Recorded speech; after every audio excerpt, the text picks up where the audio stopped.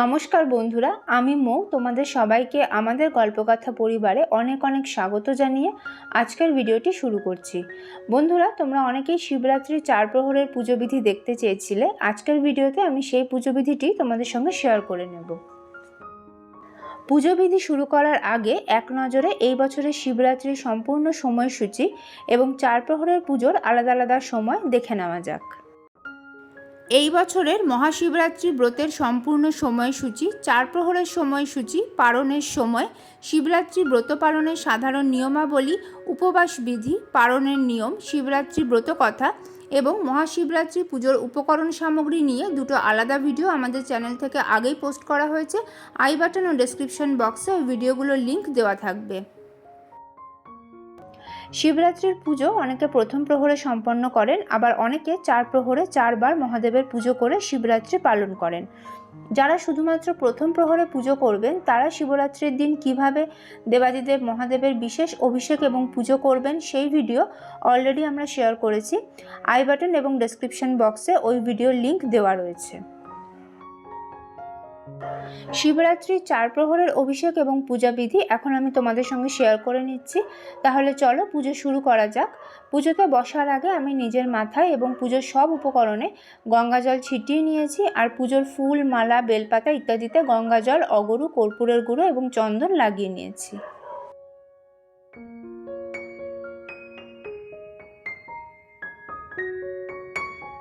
পুজোতে বসে প্রথমেই আমি আচমন আর বিষ্ণু স্মরণ করে নিচ্ছি। হাতে সামান্য গঙ্গাজল নিয়ে নিয়েছি। নম বিষ্ণু, নম বিষ্ণু, নম বিষ্ণু। ওং অপবিত্র পবিত্র বা সর্বাবস্থাং গতঃ পিবা যশ্বরেত পুণ্ডরিকাক্ষং সবাহ্য অভ্যন্তর সূচি। নম সূচি, নম সূচি, নম সূচি। শুরুতে আমি মহাদেবের উদ্দেশ্যে একটা ঘিয়ের প্রদীপ ধরিয়ে নেব। একটা মাটির প্রদীপ ঘি দিয়ে পূর্ণ করে নিয়েছি আমি। প্রদীপে সামান্য জাফরান এবং কর্পূরের গুঁড়ো দেওয়া রয়েছে। শিবরাত্রির দিন মহাদেবের উদ্দেশ্যে এরকম ঘিয়ের প্রদীপ ধরাতে পারলে খুব ভালো হয়, আর প্রদীপটা যদি হলুদ রঙের ফুলের পাপড়ির ওপর বসানো থাকে তাহলে আরও ভালো হয়। যারা 4 প্রহরে 4 বার পুজো করবেন তারা প্রত্যেক প্রহরের পুজোর শুরুতে এরকম একটা করে প্রদীপ ধরিয়ে নেবেন মহাদেবের উদ্দেশ্যে, এবং খেয়াল রাখতে হবে যাতে 4টি প্রদীপের কোনোটাই চতুর্দশী তিথি না ছাড়া পর্যন্ত নিভে না যায়। তাই ছোট মাটির প্রদীপ না নিয়ে বড় মাটির প্রদীপ নিলেই ভালো হয়। আর এটাও খেয়াল রাখতে হবে যাতে প্রদীপের শিখা উত্তরমুখী থাকে। আমি ঘিয়ের প্রদীপটি ধরিয়ে নিয়েছি এবং একই সঙ্গে একটা ধূপও ধরিয়ে নিয়েছি।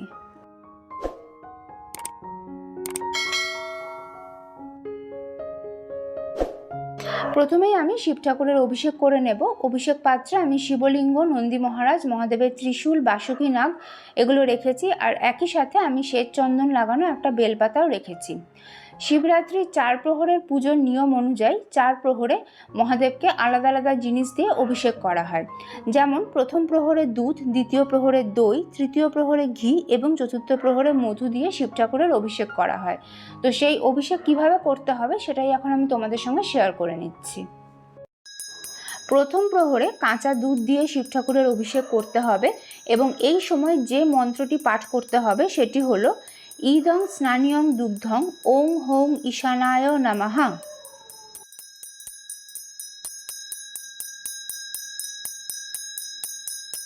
কাঁচা দুধ দিয়ে অভিষেক হয়ে যাওয়ার পর আমি পরিষ্কার জল দিয়ে শিবলিঙ্গ, নন্দী মহারাজ, মহাদেবের ত্রিশূল আর বাসুকী নাগ ধুয়ে নিচ্ছি।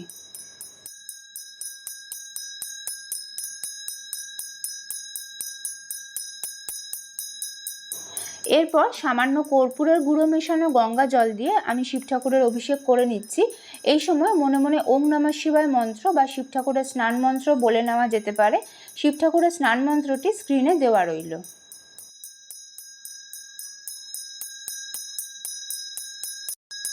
এবার আসি দ্বিতীয় প্রহরের অভিষেকে। দ্বিতীয় প্রহরে দই দিয়ে শিব ঠাকুরের অভিষেক করতে হয়। ইদং স্নানিয়ং দধি ওং হোং অঘোরায় নমঃ এই মন্ত্র সহযোগে। ঘণ্টাবাদ্য সহযোগে শিব ঠাকুরের অভিষেক করাতে পারলে সব থেকে ভালো হয়।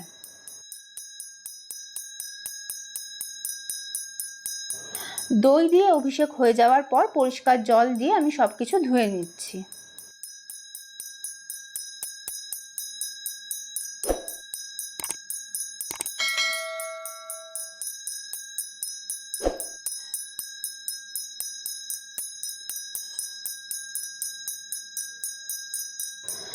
কর্পূর মিশ্রিত গঙ্গা জল দিয়ে এবার আমি শিব ঠাকুরের অভিষেক করে নিচ্ছি।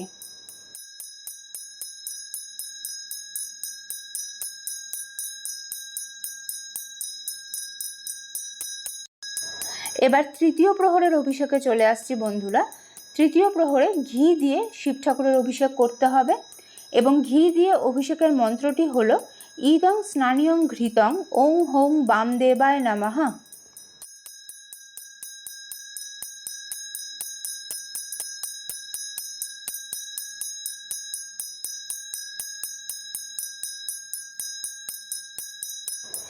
ঘি দিয়ে অভিষেক হয়ে যাওয়ার পর পরিষ্কার জল দিয়ে আমি শিবলিঙ্গ, নন্দী মহারাজ, মহাদেবের ত্রিশূল আর বাসুকীনাগ ধুয়ে নিচ্ছি।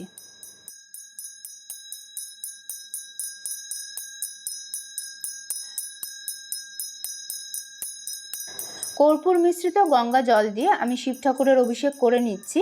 প্রত্যেক প্রহরেই গঙ্গা জল দিয়ে অভিষেকের সময় ওং নমঃ শিবায় মন্ত্রটি বা শিব ঠাকুরের স্নান মন্ত্রটি বলে নিতে পারো।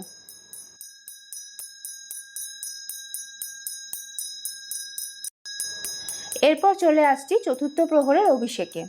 চতুর্থ প্রহরে মধু দিয়ে শিব ঠাকুরের অভিষেক করতে হয়। মধু দিয়ে অভিষেকের মন্ত্রটি হলো ইদং স্নানিয়ং মধু ওং হোং সদ্যজাতায় নমঃ।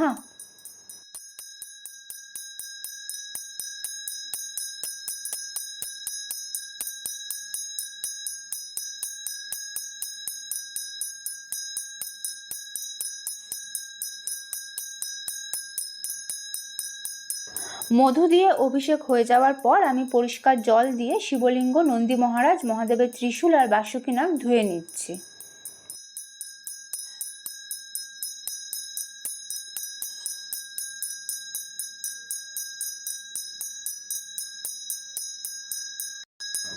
কর্পূর মিশ্রিত গঙ্গা জল দিয়ে এবার আমি শিবলিঙ্গের অভিষেক করে নিচ্ছি।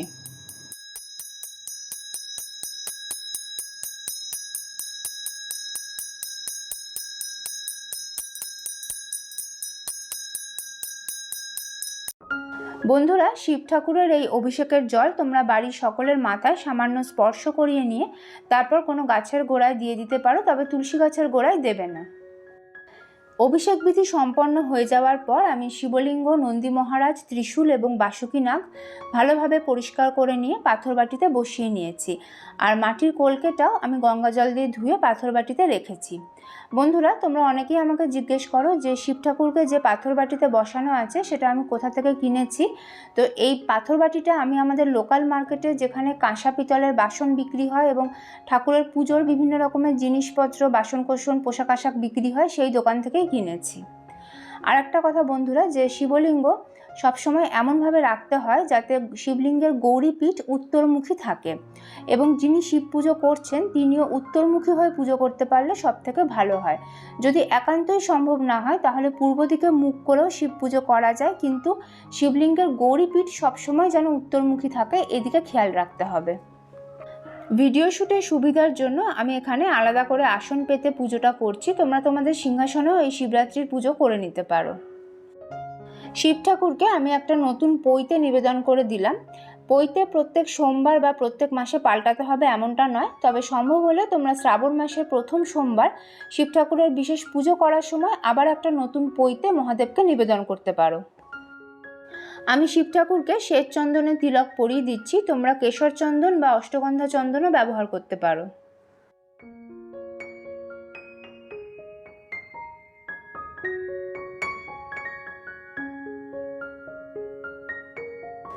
নন্দী মহারাজ, বাসুকীনাগ, শিব ঠাকুরের ত্রিশূল, ডমরু এবং কলকেতেও আমি চন্দনের তিলক লাগিয়ে দিচ্ছি।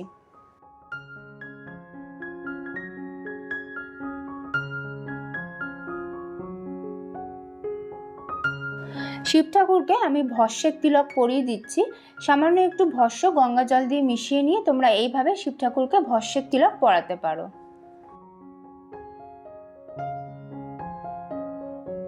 শিব ঠাকুরকে আমি এই রুদ্রাক্ষের মালাটা পরিয়ে দিলাম। আমার কাছে এই মালাটা আছে তাই আমি এটা শিব ঠাকুরকে নিবেদন করলাম, তবে রুদ্রাক্ষের মালা বা রুদ্রাক্ষ দিয়েই পুজো করতে হবে এমন কিন্তু কোনো ব্যাপার নেই। ওং নমঃ শিবায় ইদং পুষ্পমাল্যং শিবায় নমঃ এই মন্ত্র সহযোগে আমি শিব ঠাকুরকে ফুলের মালা নিবেদন করে দিলাম। আমি মহাদেবকে দুটো ফুলের মালা নিবেদন করলাম। তোমরা আকন্দ ফুল বা নীলকণ্ঠ ফুলের মধ্যে যে মালাটা পাবে সেটাই পুজোতে ব্যবহার করতে পারো। ওং নমঃ শিবায় ইদং সচন্দন বিল্লপত্রং শিবায় নমঃ, এই মন্ত্র সহযোগে আমি শিব ঠাকুরকে বেলপাতা নিবেদন করে দিচ্ছি। প্রত্যেকটা বেলপাতায় সাদা চন্দন লাগানো আছে। সবথেকে ভালো হয় যদি তোমরা শ্বেত চন্দন, কেশর চন্দন বা অষ্টগন্ধা চন্দন দিয়ে বেলপাতাগুলির ওপর রাম লিখে শিব ঠাকুরকে নিবেদন করতে পারো, কারণ মনে করা হয় এইভাবে বেলপাতা নিবেদন করলে বেলপাতা নিবেদনের ফল লক্ষগুণ অধিক পাওয়া যায়। আমি এখানে 3টে বেলপাতা শিব ঠাকুরকে নিবেদন করলাম। তোমরা 3টে, 5টা, 7টা, 9টা, 11টা, 21টা, 51টা যত বেশি সংখ্যক বেলপাতা এই দিন শিব ঠাকুরকে নিবেদন করতে পারবে ততই ভালো। তবে যতটা সম্ভব নিখুঁত বেলপাতা জোগাড় করার চেষ্টা করো। ওং নমঃ শিবায় ইদং সচন্দন পুষ্পং শিবায় নমঃ, এই মন্ত্র সহযোগে আমি শিব ঠাকুরকে ফুল নিবেদন করে দিচ্ছি। শিবরাত্রির পুজোয় তোমরা শিব ঠাকুরকে আকন্দ ফুল, নীলকণ্ঠ ফুল, ধুতরা ফুল, হলুদ কলকে ফুল এগুলি অবশ্যই নিবেদন করার চেষ্টা করো। এছাড়াও হলুদ গাঁদা, সাদা চন্দ্রমল্লিকা, হলুদ চন্দ্রমল্লিকা এই ফুলগুলিও তোমরা শিব পুজোয় ব্যবহার করতে পারো। আর ওই দিন যদি তোমরা সাদা পদ্ম আর গোলাপ ফুল জোগাড় করতে পারো অবশ্যই মহাদেবকে নিবেদন করো। বন্ধুরা, তোমরা যদি বাড়িতে একাধিক জন শিবরাত্রির পুজো করো সেক্ষেত্রে প্রথমে এক একজন করে অভিষেক করে নেবে, তারপর এক একজন করে পুজো করে নেবে।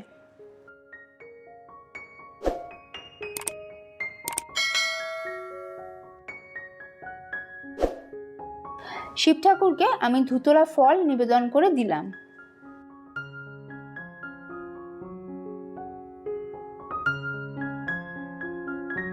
শ্বেত চন্দন সহযোগে ফুল ও বেলপাতা নিয়ে এবার আমি শিব ঠাকুরকে 3বার পুষ্পাঞ্জলি নিবেদন করছি। শিব ঠাকুরের পুষ্পাঞ্জলি মন্ত্রটি হলো ওং নমঃ শিবায় এষো সচন্দন পুষ্পবিল্ল পত্রাঞ্জলি নমঃ শিবায় নমঃ। এই মন্ত্রেই আমি 3বার পুষ্পাঞ্জলি নিবেদন করছি।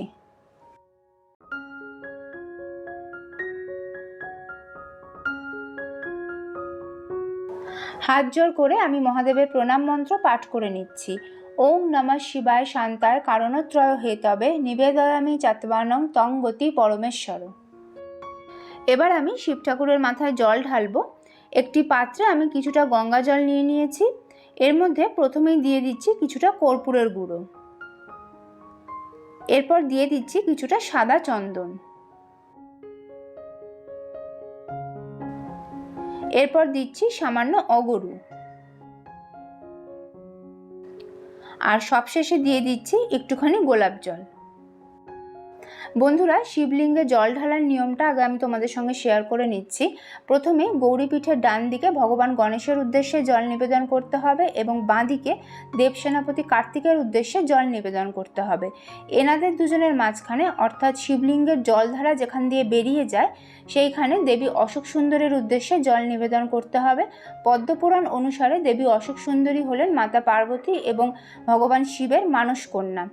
এরপর শিবলিঙ্গের লিঙ্গভাগকে বেষ্টন করে 3বার মাতা পার্বতীর উদ্দেশ্যে জল নিবেদন করতে হবে এবং তারপর সরাসরি শিবলিঙ্গে জল ঢালতে হবে। শিবলিঙ্গে জল নিবেদনের সময় মনে মনে ওং নমঃ শিবায় মন্ত্র বা মহামৃত্যুঞ্জয় মন্ত্রটি বলে নিতে পারো। মহামৃত্যুঞ্জয় মন্ত্রটি হলো ওং ত্র্যম্বকম যজামহে সুগন্ধিম পুষ্টিবর্ধনম উর্বারুকমিব বন্ধনান মৃত্যুর্মোক্ষ্যয় মামৃতাৎ।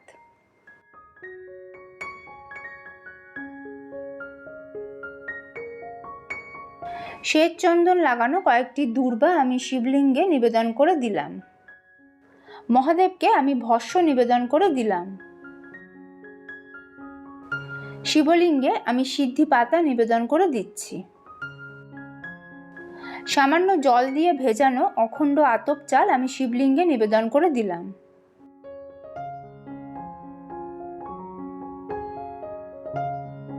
মহাদেবকে আমি জল দিয়ে ভেজানো গোটা সবুজ মুগ নিবেদন করে দিলাম। একটু জল দিয়ে ভেজানো 5টা গোটা গোলমরিচ আমি শিবলিঙ্গে নিবেদন করে দিলাম।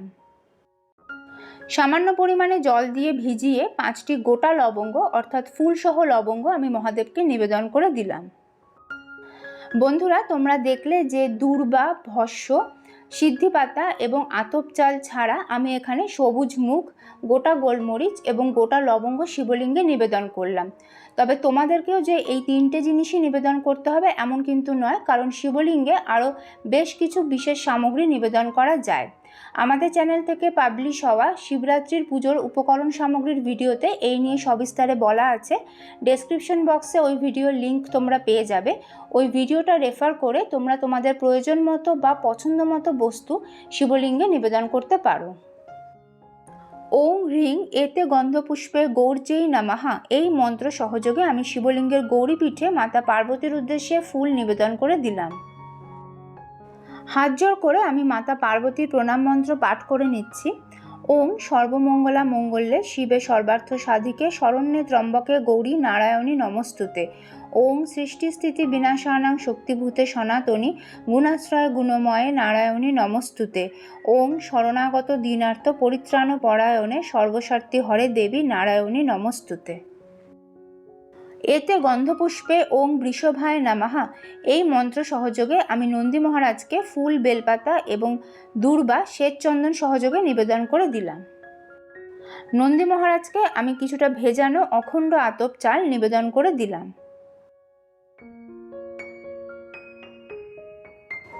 বাসুকী নাগের উদ্দেশ্যে আমি ফুল নিবেদন করে দিলাম।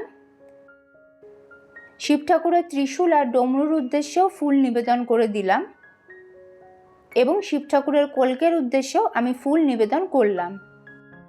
দক্ষিণা স্বরূপ একটি কাঁচা টাকা আমি নিবেদন করে দিচ্ছি। পরে তোমরা এই কয়েনটা কোনো মন্দিরে দক্ষিণা রূপে দিয়ে দিতে পারো। এরপর আমি ফুল এবং বেলপাতা সহযোগে মিষ্টান্ন ভোগ নিবেদন করে দিচ্ছি। ফুল ও বেলপাতা সহযোগে আমি গোটা ফল নিবেদন করে দিচ্ছি। শিব পুজোতে সাধারণত গোটা ফলের নৈবেদ্যই নিবেদন করা হয়, আর শিবরাত্রির দিন তোমরা অবশ্যই এই গোটা ফলের নৈবেদ্যের মধ্যে বেল রাখার চেষ্টা করো। আমি পানীয় জল নিবেদন করে দিচ্ছি। শিব ঠাকুরকে নিবেদন করা গোটা ফল এবং অন্যান্য ভোগ আমরা প্রসাদ রূপে গ্রহণ করতে পারি কিনা সেই প্রশ্ন তোমরা অনেক সময় আমাকে করো। সেই প্রশ্নের উত্তরে বলছি বন্ধুরা, যে শিবলিঙ্গ স্পর্শ করিয়ে যদি গোটা ফল বা অন্যান্য ভোগ নিবেদন করা হয় তবে পুজোর পর তা আমরা প্রসাদ রূপে গ্রহণ করতে পারি না, কারণ তার উপর শুধু শিবগণদেরই অধিকার থাকে। শিবলিঙ্গ স্পর্শ না করিয়ে যে ভোগ মহাদেবকে নিবেদন করা হয় সেই সব কিছুই আমরা পুজোর পরে প্রসাদ রূপে গ্রহণ করতে পারি। এবার আমি আরতি করে নেব। আমি ধূপ, ঘিয়ের প্রদীপ, পঞ্চপ্রদীপ, কর্পূর এবং সুগন্ধি ধুনো দিয়ে আরতি করব। আরতির সময় অবশ্যই ঘণ্টা বাজাবে এবং আরতির পরে শঙ্খ বাজাবে, কারণ শিব পুজোয় শঙ্খ বাদ্য হিসেবে নিষিদ্ধ নয়, শঙ্খ দিয়ে শিবলিঙ্গের অভিষেক করা নিষিদ্ধ।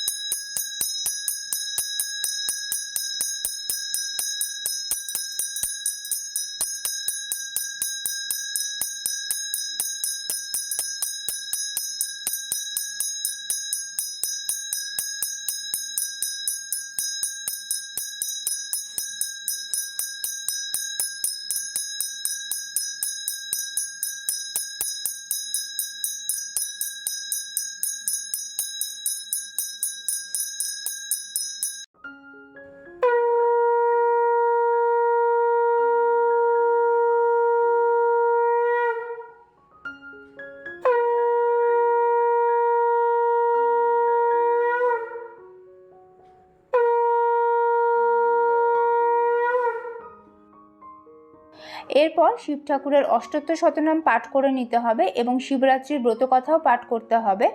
আমাদের চ্যানেল থেকে শিবরাত্রির উপকরণ সামগ্রী নিয়ে যে ভিডিওটা পাবলিশ করা হয়েছে সেখানে শিবরাত্রির ব্রতকথা পাঠ করা আছে, তোমরা চাইলে সেটা শুনেও নিতে পারো।